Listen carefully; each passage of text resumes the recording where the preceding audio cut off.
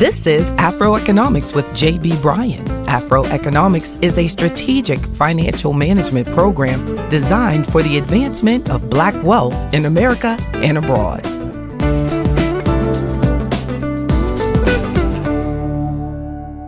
How about most people have no financial goals? They say they want to be rich, but they never clearly define what rich is to them. By clearly defining your financial goals, you are able to make sure you satisfy or reach what? Your financial goals, not the goals that someone else sets for you. For example, when I help you with a financial plan, it starts with the question about you. The questions should be all about you. It's not about what I want for you, but it's all about what do you want for you and your family. So let's look at some of the ways to set financial goals and make sure that you reach them. First, make sure you have a clear financial goal. Say it is to save, or it's that you want to retire at blank age and you want to save this amount, or I want to save this amount each month in order to leave a legacy of that amount. But don't make your financial goals so broad that it gets overwhelming. Don't just say, I want to be debt free and think that it will happen. We have to actually set a clear goal. Something specific, like I want to pay an extra blank amount each week or month on my credit cards in order to pay it off at blank time. Or debt freedom, if that's the goal, it's not going to happen. Or I want to leave this position with this amount of money, so I'm going to save this amount in order to do that. So we have to select financial goals carefully. So our first thing is that we want to set clear financial goals. Then we want to move into selecting them carefully.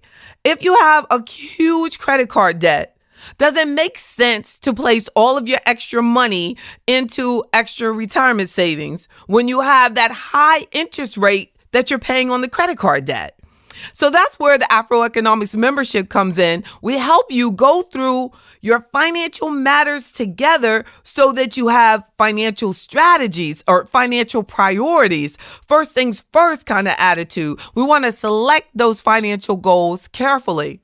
And let's stay in touch with reality.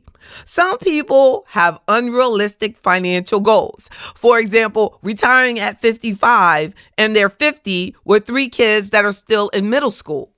Is that possible? Well, it's possible, but maybe it's not probable. And it depends on their lifestyle and the amount that they have saved already. So for the average person, we need to do some planning and see what is realistic, what is the actual retirement date that is actually possible. Because it can hurt your pocket to retire early or too early, only to have to go back into the workplace at a lower wage than you were receiving before. And I've seen it happen. They'll go, I got to get out of this place. So they take this package.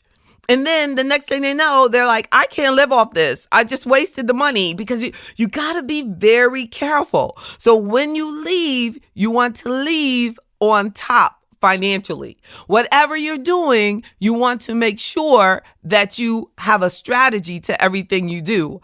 I had a client one time I met. She quit her job. She said, I know it would be easy. She was a teacher. She said, I knew it was going to be easy to find another teaching job. So she just quit.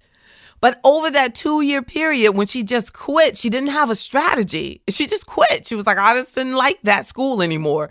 Well, it took her 2 years to find another position as a teacher. She lost her home, everything. So make sure you stay in touch with reality, because realistically, she was not in a position to just quit her job with the mortgage that she had. So that fourth point is to make the goals that you set, your financial goals need to be possible. Make your financial goals as strategic as possible. Break them down into little payments. Make them so that you can bite it. They say like make it bite size, like how do you eat an elephant? They say one bite at a time. Well, if annually looks too big, then break it down to quarterly. If your quarterly goals look too big, then break it down to monthly. And if monthly looks too big, then what can you do each week? And if that's still big, let's break it down to daily. I know approximately what I need to generate almost each working hour of my workday. And I know when I'm behind for a particular month or for a particular week. We need to know break your goals down to eatable, munchy size. Don't look at it. If you want to build a cake, do it one slice at a time, so that you can actually manage it. So a fifth point is to make sure that your financial goals are in writing. I think it really helps to write it down. I have a printout. I always, when we do a financial plan, we print it out. But imagine if you actually write something yourself. I think it's even better. Like a printout is lovely, but just, write on it. Write on it. Make it ugly. I think things can be so beautiful that they don't become touchable and they don't become doable. But have a workbook that get a workbook. Like each member of AfroEconomics, I think I really want to stress that, gets a workbook that they can download. And in the workbook, it allows you to actually print it out page by page, or you can just go in and fill it. It has those tabs where you can just fill it in. But we need to do something. And that makes me think about just like when you go in the grocery store and the organic food that's best for you is not as pretty. It's just a little ugly. And then it doesn't have all that gloss and that stuff on it. Then that it's real. And some of it looks like it just came right out of the dirt, especially the vegetables. So that's what you want. You want to make sure that you have everything in its roughest, most organic, most natural state and get to it. Even in workshops, I've found that the people who ask the most questions, who take the notes, make most notes, maybe look a little stupid, they're the ones that get the most out of it. I remember when I was in school and the teachers would get irritated with me because I was asking the questions, but my daughter is actually totally opposite. She doesn't like to look stupid. But because I like to look stupid, I don't like to look stupid, but I don't mind looking stupid. I don't mind things looking bad as long as it gets what it's got to get done. I don't have to have my car clean, but I have to have my car paid for. So we need to get away from the superficial and get down to what's real. So a sixth point is to always pat yourself on the back when you make a better decisions. And notice that when I stopped ordering lunch at work, like I used to just order some gourmet food from the restaurants in the area in a minute, just order for everybody in the office. And then I started just bringing groceries from home to the office. I realized how much money I was saving.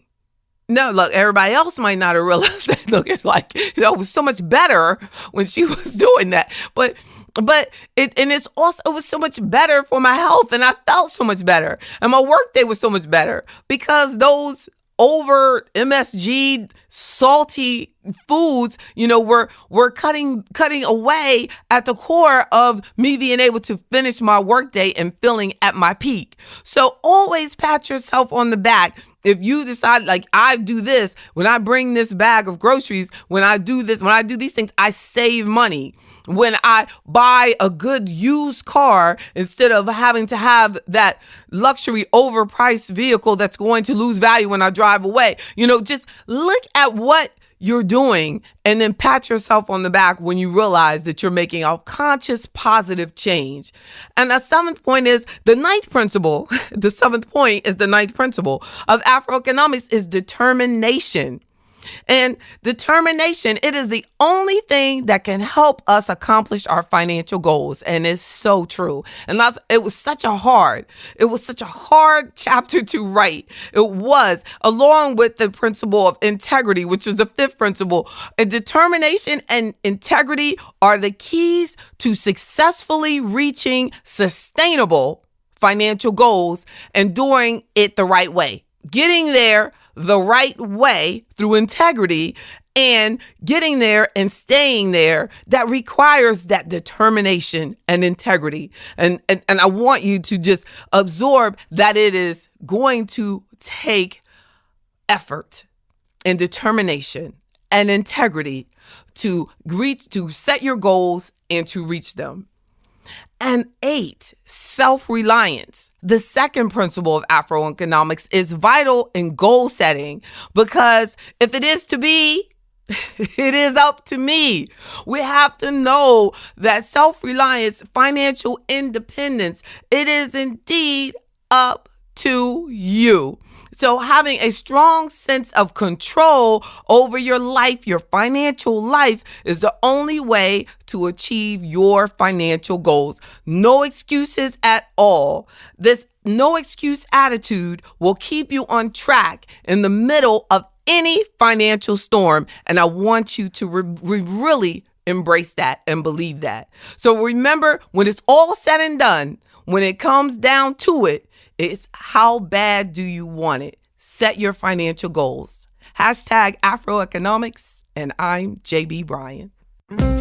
Today's podcast was powered by JB Bryan Financial Group, a registered investment advisory firm and the home of AfroEconomics in Virginia, Maryland, Washington, D.C., and New York.